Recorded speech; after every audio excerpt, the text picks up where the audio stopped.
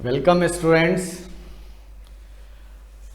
दिसंबर 2020 का सीएमए का paper number 9 जिसका बिट क्वेश्चंस आए हैं उसके बारे में हम लोग आज डिस्कस करेंगे। सभी एमसीक्यू हैं। आज हम लोग 1 to 25 एमसीक्यू और 2 से 3 मैचिंग क्वेश्चंस करेंगे। आप लोग ध्यान से इस चीज को समझेंगे क्योंकि यह डीप स्टडी की चीजें हैं, थ्योरेटिकल पॉइंट्स हैं। इसमें मैं आपको सारी चीजें वहां पे बताऊंगा। कुछ वर्ड मीनिंग ऐसे ऐसे आएंगे जिससे कि आपको समझने में थोड़ी दिक्कत होती है, लेकिन मैं उसको एक जनरल वे में समझाऊंगा और उसका आंसर आप इंटरप्रेट कर सकते हैं।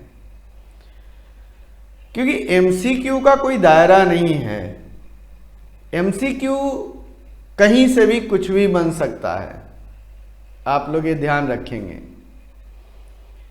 और एग्जामिनेशन जो हमारा दिसंबर में है उसके लिए यह इम्पॉर्टेंट है भी। चलिए हम लोग इसके क्वेश्चंस को करेंगे, एक एक क्वेश्चंस करते चलेंगे, ठीक है। और जो भी डाउट्स होगा आप लोग थ्योरेटिकल पॉइंट ऑफ व्यू से आप लोग मैसेज कर देंगे, मैं आप लोगों को बता दूंगा। लेकिन ऐसे चांसेस कम हैं कि आप लोगों को कोई इसमें थ्योरेटिकल डाउट्स आए। चलिए हम लोग आगे बढ़ते हैं। आज इसको आगे कंटिन्यू करेंगे। Paper number 9 operation management and strategic management, जो आप लोगों का सेकंड ग्रुप में है, उसका बिट क्वेश्चन इंस्टीट्यूट ने निकाला हुआ है जो आपको स्क्रीन पे दिखाई दे रहा होगा। और देखें आप लोग स्क्रीन पे ऑलरेडी है और इसके हम लोग क्वेश्चंस करेंगे। चलिए एक एक क्वेश्चंस के बारे में डिस्कस करेंगे।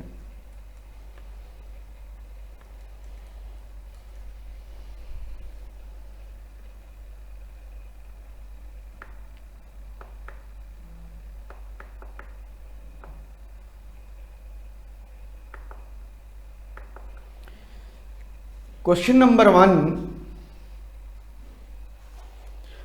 देखोगे, out of the following trends in the production operation management which one is sometimes called as agile manufacturing। किस तरह के जो हमारे पास ट्रेंड्स हैं उसमें कभी कभी हमें एजाइल मैन्युफैक्चरिंग कही जाती है। फर्स्ट है री इंजीनियरिंग, सेकेंड है supply chain management, lean production and D is flexibility. लेकिन हमारे पास किसके बारे में बात करनी है? Agile manufacturing. एजाइल मैन्युफैक्चरिंग क्या है? एक मॉडर्न अप्रोच है जिसके थ्रू हम अपने मैन्युफैक्चरिंग प्रोसेस को क्विकली चेंज करते हैं according to customer needs. This is the agile manufacturing. Agile manufacturing basically concerned with the modern approach in manufacturing according to the quickly change by customer needs. Customer के needs के अनुसार जो हम quickly change करेंगे उस तरह के manufacturing को हम कहते हैं एजाइल मैन्युफैक्चरिंग। तो क्विकली चेंज करना, इसका मतलब प्रोसेस में क्या होना चाहिए? फ्लेक्सिबिलिटी होनी चाहिए। तो फर्स्ट क्वेश्चन का आंसर आपका डी होगा। This is the flexibility. Next, second is out of following factors that are affecting the capacity planning which one is less controllable one। क्या कहता है? जितनी भी हमारे पास मैन्युफैक्चरिंग करने की कैपेसिटी की फैक्टर्स हैं, ठीक है, उसमें से कंट्रोल जिस पे हमारा कम होता है, लेस कंट्रोलेबल वन, जिस पे हम कंट्रोल ज्यादा नहीं कर सकते हैं। First is machine breakdowns, amount of labour employed, facility installed, shift of work per day. Simple सी बात है, अब चीजें देखोगे जरा। अब कहता है first machine breakdowns. Machine breakdown को हम कंट्रोल कर सकते हैं, लेकिन एक लिमिट तक ही कंट्रोल कर सकते हैं। Machine breakdown is uncertain nature. जहां अनसर्टेनिटी आ जाता है, this will be less controllable, वह लेस कंट्रोलेबल हो जाएगा। यानी इसका आंसर मशीन ब्रेकडाउन होगा। तो आप कहोगे कि सर लेबर एम्प्लॉयड तो ऑर्गेनाइजेशन कंट्रोल कर सकती है, फैसिलिटी इंस्टॉल्ड कंट्रोल कर सकती है, shift of the working per day वो भी कंट्रोल हो सकता है, लेकिन मशीन का ब्रेकडाउन, चलते चलते मशीन बंद होने की संभावनाएं को कम कर सकते हो, आप खत्म नहीं कर सकते हो। जब कम करोगे तो आपका आएगा less controllable. That is the option is a. Second question का ऑप्शन ए होगा। Next third one is question number 3।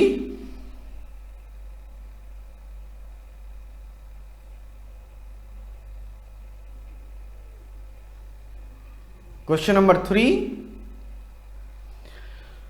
which of the following stages of the product life cycle attributes beginning of substantial increase in sales and profits? ध्यान देना जरा, हमारे पास product life cycle के 4 phase होते हैं। First phase introduction phase, second phase is growing phase, third is maturity phase and fourth is declining phase. Introduction phase में कभी भी प्रॉफिट नहीं होता है।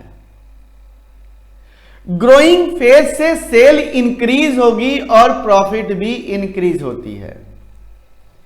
मैच्योरिटी लेवल पे आपका प्रॉफिट हायर होगा लेकिन इंक्रीज नहीं होगा, स्टेबल होता है। एंड डिक्लाइनिंग फेज में आपको डिक्रीज करना शुरू हो जाता है। तो हमारे पास क्या कहता है, increase in sales and profit. Increasing कहां पे होगा, ग्रोइंग फेज पे होगा, मतलब ग्रोथ फेज पे होगा। B option. Question number 4, which one is not in an index of output? Index of output, productivity, sorry, index of productivity. Productivity means it is the ratio of input and output. Input may be material, input may be labor, input may be machine hours, कुछ भी हो सकता है, और output कितना में निकल रहा है। इसके लिए इंडेक्सेशन मेजरमेंट होगा, वह कौन सा होगा? Man hour output, this is the index. एक घंटे में एक आदमी कितना, हमारे पास मैन आवर्स, एक घंटे में एक आदमी का कितना आउटपुट आ रहा है, that is the productivity, also index. Productivity ratio, this is also the index, input and output. TQM, total quality management. Total quality management is not a productivity index. It is a continuous process. How to maintain our product quality? That is the different parts of the productivity and quality control. This is the part of the quality control, not a productivity ratios. Using financial ratios, it is also the index. Financial ratios is also the productivity index. तो इसका answer C होगा, fourth का answer C होगा।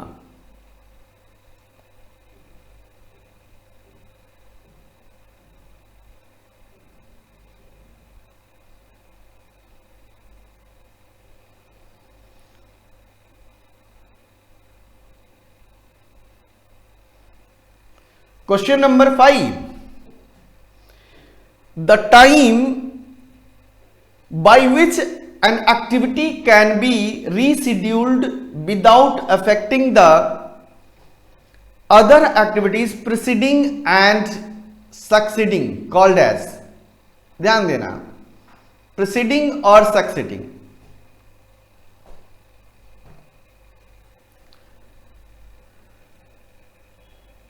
क्या होगा इसका, ध्यान देखोगे, प्रीसीडिंग और सक्सीडिंग एक्टिविटीज को बिना इफेक्ट किए हुए कौन सा हमारे पास कहा जाएगा, ये हमें ध्यान देना है।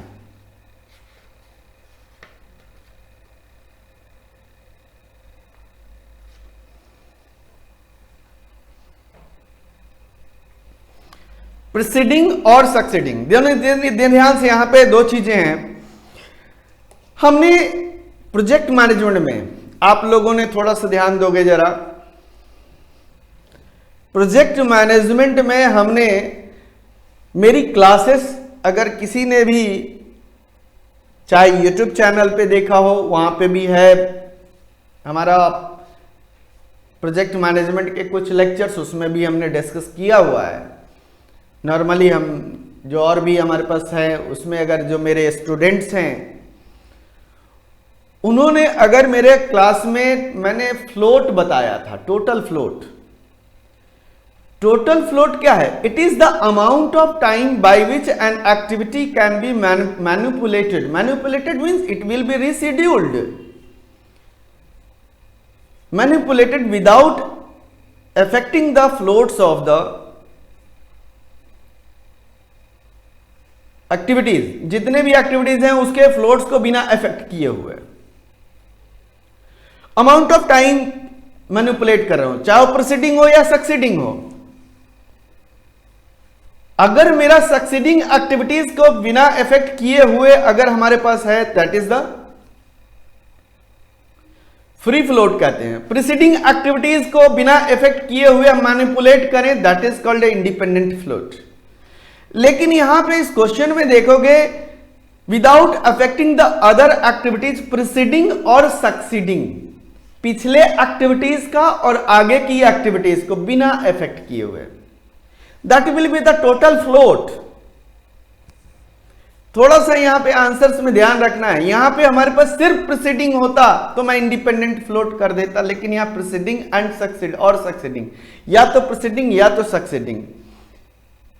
दिस इज द टोटल, हमारे पास पिछले और आगे का भी किसी भी एक्टिविटीज को बिना इफेक्ट किए हुए अगर उसके फ्लोट को हम क्या करें, मैनिपुलेट करें, उसके टाइम को मैनिपुलेट करें, that is called A total float. इसका आंसर टोटल फ्लोट होना चाहिए, D option.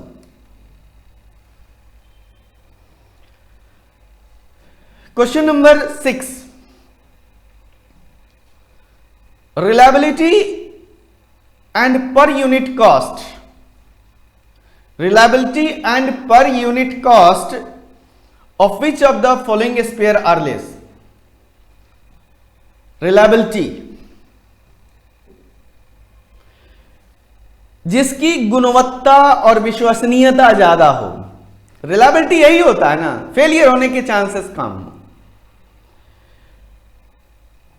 Regular spare, insurance spare, insurance spares कौन से होंगे? जिस पे हाई कैपिटल कॉस्ट होगा, not a least cost. Capital spare, it is the high capital cost. Rotable capital, एक पर्टिकुलर टाइम के बाद रोटेट होगा, rotable spares, this is not also part of the less cost. Regular spare, अब देखोगे कोई भी cutting tools होता है, कटिंग टूल्स पर्टिकुलर क्वांटिटी कटने के बाद चेंज हो जाता है, तो रेगुलर स्पेयर्स में चेंज होगा। That is not a high capital cost, low capital cost होता है। क्लियर है? This is the regular spare is per unit cost is lower, या लोअर होता है, यानी इसका आंसर होगा ए ऑप्शन।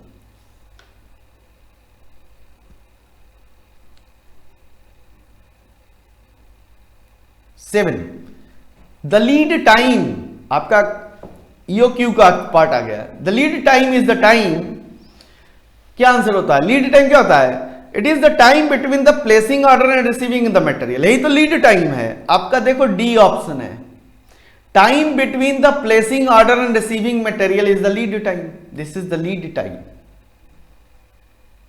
क्लियर है? Question number 8, the method used in scheduling a project is, method, किस मेथड के द्वारा आप प्रोजेक्ट मैनेजमेंट को शेड्यूल करते हो?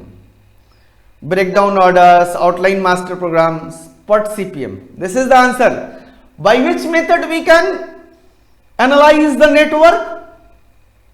Network diagram, network diagram is related with the project management and network diagram can be analyzed by the PERT and CPM. PERT is program evaluation and review technique and CPM is the critical path method. This is the methods of the analysis of the project which can be rescheduled if it is necessary. अगर जरूरत पड़ा तो हम reschedule करना पड़ेगा, किसकी method के द्वारा? PERT and CPM. This is the C part.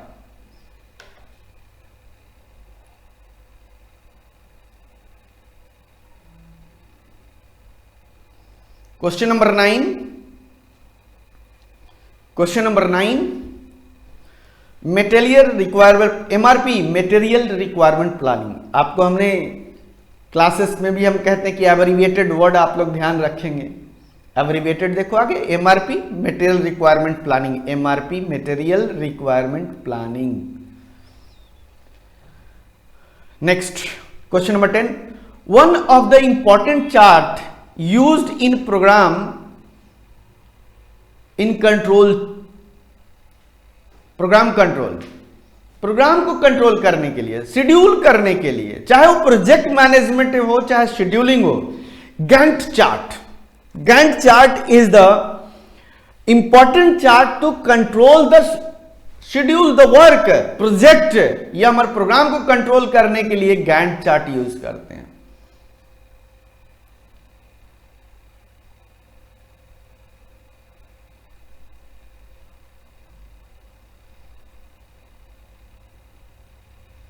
Question number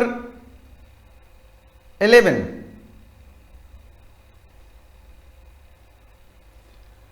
variety reduction in a general known as. Variety reduction, देखो अगर आप प्रोडक्ट बनाते हो, प्रोडक्ट प्रोसेस तैयार करते हो, तो आप चाहते हो कि मेरा प्रोसेस इस तरह का हो, ज्यादा वैरायटी मास प्रोडक्शन हो, वैरायटी कम होनी चाहिए. तो उस केसेस में हमें सिंप्लीफिकेशन की जरूरत होती है. Variety reduction, not a less varieties, this is simplification. This is the part of the process. Process क्या होना चाहिए? सिंप्लीफिकेशन होना चाहिए मास प्रोडक्शन के केसेस में. This is the less variety reduction known as simplification. देखो ए भी लगे, लेस वैरायटी, रिड्यूस वैरायटी, लोग इस तरीके से भी कह सकते हैं. This is the simplification. Question number 12. Conversion of input and output. Conversion of input and output is called manufacturing products. Manufacturing product. Conversion of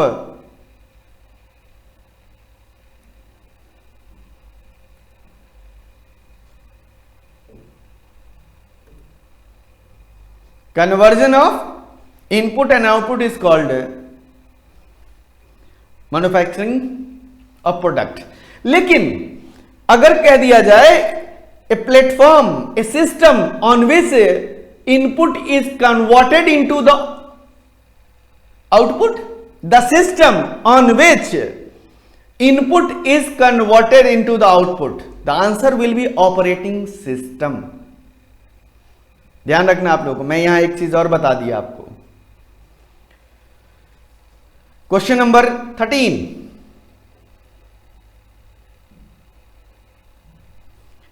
the number of product varieties that can be manufactured in mass production. क्या कहता है?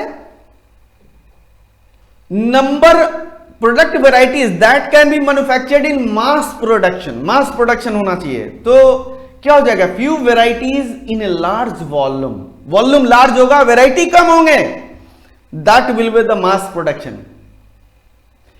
Newspaper का देखते हो कि नहीं printing, Hindustan times में एक आपका हिंदुस्तान का, एक हिंदी का आता है और एक इंग्लिश का आता है, मास प्रोडक्शन, लेस वैरायटी होता है। तो उस तरह के प्रोडक्ट को हम कहते हैं number of product variety that can be manufactured in mass production. Mass production means less variety and large volume. Question number 14, routing and scheduling become relatively complicated. Routing and scheduling, scheduling क्या है हमारे पास, sequence of job, sequence of job, यानी कि हम job को sequence में इस तरीके से अरेंज करें कि डिफरेंट जॉब को कब स्टार्ट करें कब एंड करें, जिससे कि मैन और मशीन का मैं ऑप्टिमम यूटिलाइज कर सकूं। And routing is the pre requisite of the scheduling. आपको यह भी क्वेश्चन आ सकता है, which of the following is the pre requisite of scheduling. Routing, routing is the pre requisite of scheduling, यानी शेड्यूलिंग करने से आपको रूटिंग पता करना होगा। रूटिंग करना मतलब वर्क का फ्लो कैसे होगा, रूटिंग इज द कैसे फ्लो होगा वर्क का, दैट इज द रूटिंग। अब ये बताओ कि कॉम्प्लिकेटेड किस में होगा। जॉब प्रोडक्शन में आसान होता है, बैच प्रोडक्शन में दिक्कत आ सकती है। लॉट्स तैयार होते हैं, लॉट्स में हमारे पास वहां कॉम्प्लिकेटेड होता है, high volume lots, low volume lots, ये सब भी हमें ध्यान देना पड़ता है। लेकिन यूनिट वाइज प्रोडक्शन है, 1 by 1 प्रोडक्शन है, जॉब प्रोडक्शन है, फ्लो प्रोडक्शन है, मास प्रोडक्शन है, उसमें हमारे पास रूटिंग और शेड्यूलिंग में कोई कॉम्प्लिकेशंस नहीं उतना होता है जितना कि बैच में होता है। बैच प्रोडक्शन में क्या होता है, कॉम्प्लिकेटेड होता है। Question number 15, JIT just in time, क्या हो गया हमारे पास, JIT जस्ट इन टाइम किसमें, फॉर किसके लिए, प्रोडक्शन के लिए, not any other part. B option, just in time regarding the production. Next question number 16, the first stage of production planning. वाह, first stage of production planning, what we have to plan. पहला planning क्या होगा, अब factory की planning करेंगे ना। First planning is production के लिए फैक्ट्री प्लानिंग, फैक्ट्री लगानी है, किस चीज के लिए लगानी है, फैक्ट्री की प्लानिंग करनी होगी। प्रोसेस प्लानिंग नहीं होगा, process will depend on the product. Operation planning is normal, आपका जो जब आप प्रोसेस तैयार करोगे ऑपरेशन होगा। Layout planning is layout planning after deciding the factory. तो factory planning is most important first stage of planning, factory planning. Question number 17,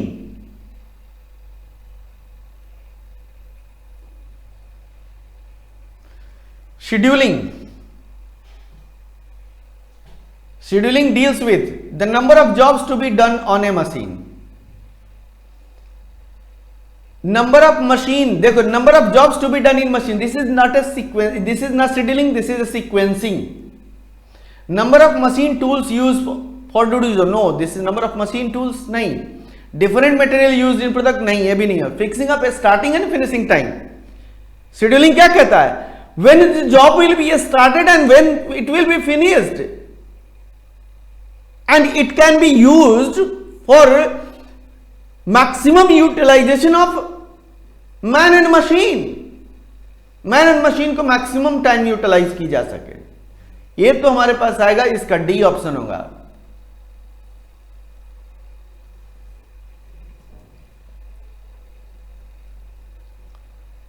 question number 18,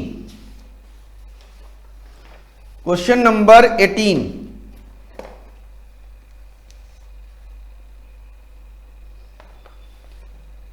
the example of production by disintegration.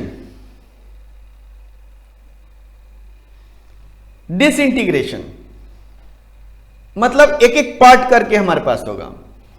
देखते हो, पहला हमारे पास automobile. Automobile में क्या है, हमारा integrate की जाती है, असेंबलिंग होता है वो, this is not a part of. Locomotive, this is not also a. Crude oil, crude oil में क्या होगा, डिसइंटीग्रेट, पहला क्रूड ऑयल आएगा, उसमें से एक पार्ट निकलेगा, फिर वो अलग होगा, फिर दूसरा जाएगा, इस तरीके से हमारे पास होता है, डिसइंटीग्रेशन होता है, अलग अलग होता है। बाई प्रोडक्ट जो निकलता है, जहां पे बाई प्रोडक्ट निकलता चला जाएगा, क्या होगा हमारे पास, दैट इज द डिसइंटीग्रेशन। तो C option.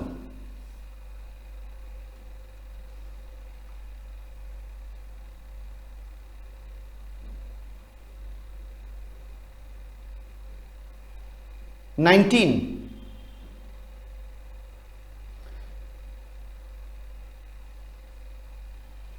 Fixing flow line production is known as.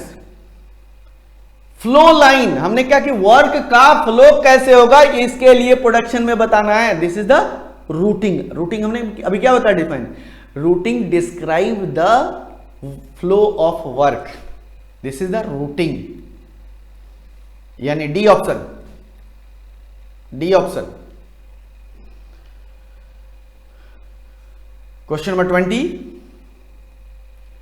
The material handling cost per unit in the material handling cost per unit in production, continuous production is lower than other system।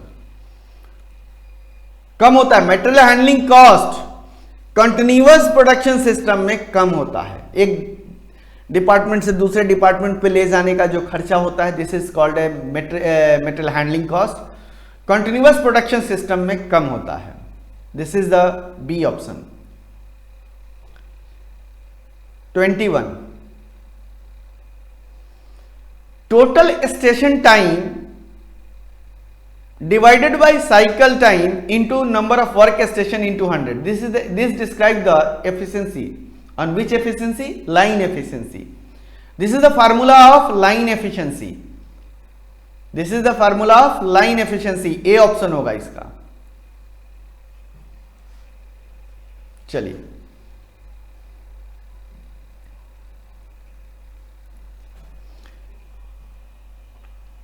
Question number 22, tampering.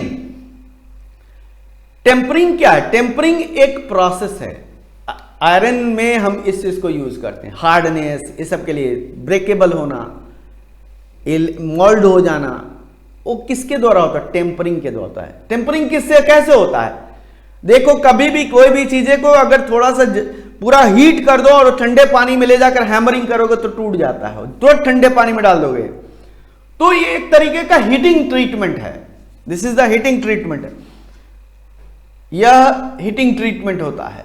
Tampering is a process of heating treatment. Iron and steel company इसमें बहुत यह use होता है, iron and steel company इसे बहुत use करती है।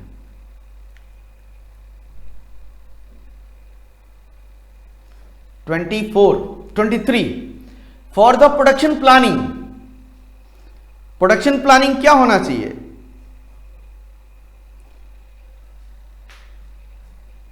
Production planning short term forecasting में useful, medium term, long term is useful, forecasting is not useful. Production planning में तो आपको क्या करना पड़ेगा, फोरकास्ट तो करना पड़ेगा, मार्केट में डिमांड है क्या है देखना पड़ेगा कि नहीं होगा, सेल्स फोरकास्ट देखना पड़ेगा कि नहीं देखना पड़ेगा, टाइम टू टाइम हमें चेंज करना पड़ेगा कि नहीं करना पड़ेगा। लॉन्ग टर्म में नहीं जाएंगे हम, शॉर्ट टर्म में देखेंगे पहले, तो short term forecasting is useful. Production planning में शॉर्ट टर्म हमें बहुत यूजफुल होता है, कब, क्योंकि आप प्रोडक्शन प्लान कर रहे हो, मंथ वाइज प्लानिंग करोगे कि नहीं करोगे, आप इस महीने कुछ और डिमांड है, अगले महीने कुछ और डिमांड है, इस तरीके का प्रोडक्शन हम प्लान करेंगे कि नहीं करेंगे, this is the production planning, short term forecasting is useful. Question number 24, scheduling shows total cost of production, total material cost, which resources should do which job and when, बिल्कुल सही कहते हैं। Scheduling, कौन सा सोर्स के द्वारा हमें job को करना चाहिए और कब करना चाहिए, हमने क्या बताया, शेड्यूलिंग क्या है, it determines the starting time and completion time of the job to maximum utilization, optimum utilization of man and machine, which source is used? Man और machine? कब जरूरत पड़ेगी कौन सी? पहले मशीन पे होगा कि मैन पे होगा? इस तरह का हो सकता है। हमारे पास दोनों होगा, मैनुअल वर्क भी है और मशीनिंग वर्क भी है, तो हमें दोनों चीजें देखनी होंगी।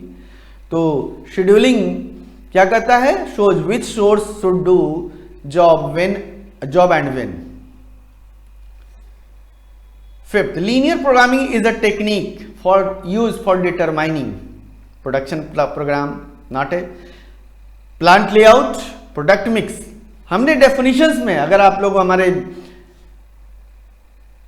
क्लासेस देखे होंगे तो हमने definition में क्या है? linear programming is a quantitative technique to solve the various problem like manufacturing of product mix, like manufacturing of product mix। और मैंने क्वेश्चन में बार बार कहता हूं कि डेफिनेशन आप लोग मेरा याद रख लेंगे, आप लोगों को बहुत सारी चीजें एमसीक्यूज आपको वहीं पे समझ में आता चला जाएगा, तो इसलिए आप लोग थोड़ा सा यहां ध्यान रखेंगे।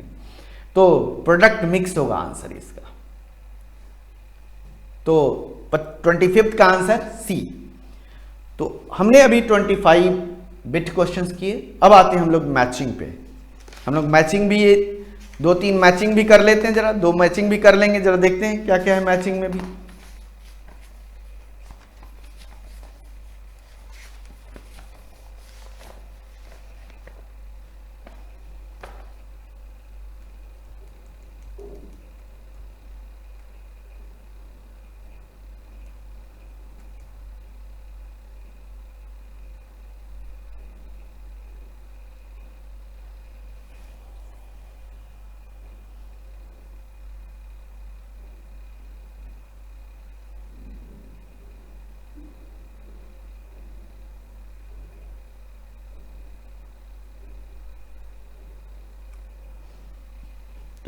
चलिए मैचिंग में,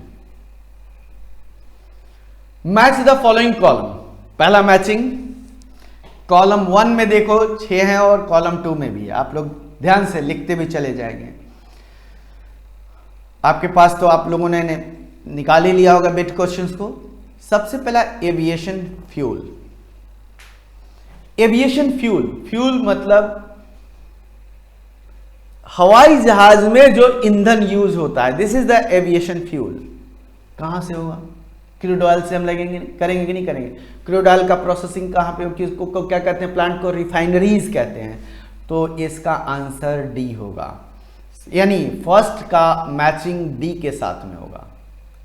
फर्स्ट का मैचिंग डी के साथ में। ब्रेन स्टॉर्मिंग, ब्रेन स्टॉर्मिंग मतलब दिमाग खोलना है, क्या करना पड़ेगा? Value analysis. Brainstorming is value analysis. A होगा इसका option, this is the A. Forging, forging क्या होता है कि एक मैन्युफैक्चरिंग प्रोसेस है, किसी भी मेटल को शेप एंड साइज में कन्वर्ट करते हैं। छीलना, काटना, ड्रिल करना, ये this is the forging process. तो कहां होगा? स्मिथी में होता है। ब्लैक स्मिथ का नाम सुने हो ना? तो स्मिथी जो वर्क होता है, लौह क्या काम करते हैं, धातु का जो काम करता है उसे हम कहते हैं स्मिथ। सोने का काम करते हैं गोल्ड स्मिथ कहते हैं, और लोहे का काम करते हैं तो उसको क्या कहते हैं? जो करते हैं तो क्या करते हैं? ब्लैक स्मिथ कहते हैं कि नहीं कहते हैं? कोयले पे देखोगे, पहले तो गांव में होता था इस चीज को, अब तो लोग इस चीज को बहुत दूर दूर तक दिखाई नहीं देता है। जब हम लोग थे, बच्चे थे, तो लट्टू लेकर उसमें कील हम लोग लगवाते थे। हम लोग के यहाँ था कि कील लगवाने जाते थे तो ब्लैक स्मिथ के यहाँ जाते थे। उसके यहाँ फर्नेस होता था, जिसको हम लोग हिंदी में कहते भांथी। वो उसके खींचता था, नीचे से कोयला से वो आग जलता, उस पर वो क्या करता था, उस लोहे का कील उस लट्टू में वो लगाता था। अब तो कील लगाया आता है। तो बहुत सारी प्रोसेसेस थी, that is the smithy work. तो forging is also the part of the manufacturing process in shaping and sizing of the metals. चाहे गोल्ड में भी देखो ना, गोल्ड में भी देखते हो आजकल गोल्ड स्मिथ के पास जाओगे तो उसके पास भी इसी तरीके का होता है, लेकिन उसमें हवा देने का छोटा सा फर्नेस होता है उनका, और ब्लैक स्मिथ के पास बड़ा सा फर्नेस होता है। दोनों में अंतर, क्योंकि लोहे का काम करता है, यहाँ सोने का काम करता है, तो दोनों में अंतर ये चीजें हैं। टूल्स फोर्थ, इसका यानी कि थर्ड का आपका ऑप्शन है एफ। टूल्स, टूल्स कहां अप्लाई होता है? मशीन शॉप पे, मशीन पे ही तो टूल्स लगेगा। This is the machine shop. Hydro electricity, hydro electricity में क्या होता है? टर्बो अल्टरनेटर होता है, यानी 5 का हमारे पास सी होगा, टर्बो अल्टरनेटर। हाइड्रो इलेक्ट्रिसिटी मतलब जो वाटरफॉल को हमने डैम बनाते हैं, डैम बनाने के बाद उसको क्या करते हैं, इलेक्ट्रिसिटी जनरेट करने के लिए उसको एक कैनाल बनाते हुए हाई स्पीड में भेजा जाता है, वो वहां पे अल्टरनेटर, टर्बो अल्टरनेटर लगा हुआ होता है, उसके थ्रू वो आगे जाता है, उसके थ्रू वो इलेक्ट्रिसिटी प्रोड्यूस होती है, hydro electricity bye turbo alternator. Ranking method, ranking method is part of the job evaluation. Job को कैसे हम इवैल्यूएट करेंगे, this is the ranking methods. तो 6 का हो गया हमारे पास ई, और 5 का हो गया हमारे पास सी। अब मैच करिए, ए का ई, सॉरी ए का फर्स्ट का एविएशन फ्यूल का रिफाइनरी, ए का डी, 1 का डी, 2 का ए, 3 का एफ, 4 का बी, 5 का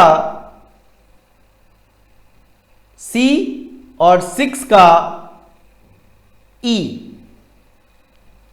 चलिए इसी तरीके से क्वेश्चन सेकंड मैचिंग पे आ जाते हैं। सेकंड मैचिंग,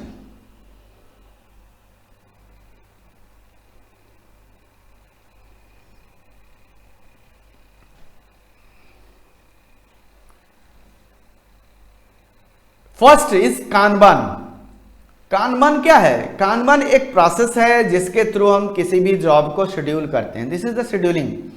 तो 1 का सी आप लोग देखोगे, दिस इज द शेड्यूलिंग का पार्ट है। VAM, Vogel approximation method, transportation application, Vogel approximation method VAM देखोगे जरा।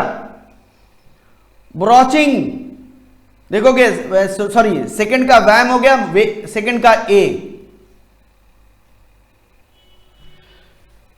Third is ब्रॉचिंग। ब्रॉचिंग क्या होता है? बोरिंग करने के लिए जो हम वहां पे एक कटर यूज करते हैं, that is the broaching.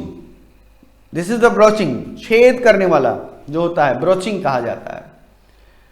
This is the broaching. Broaching कहां यूज होगा? Broaching is used in metal cutting.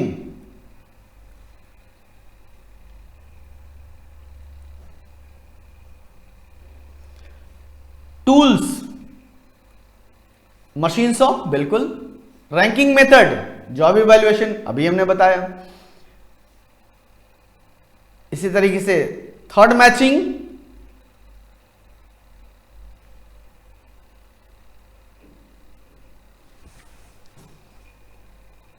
Third matching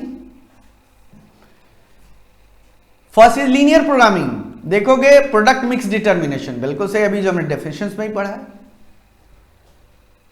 average outgoing quality, average outgoing quality, this is the part of quality control, A option है, ए इसका matching होगा।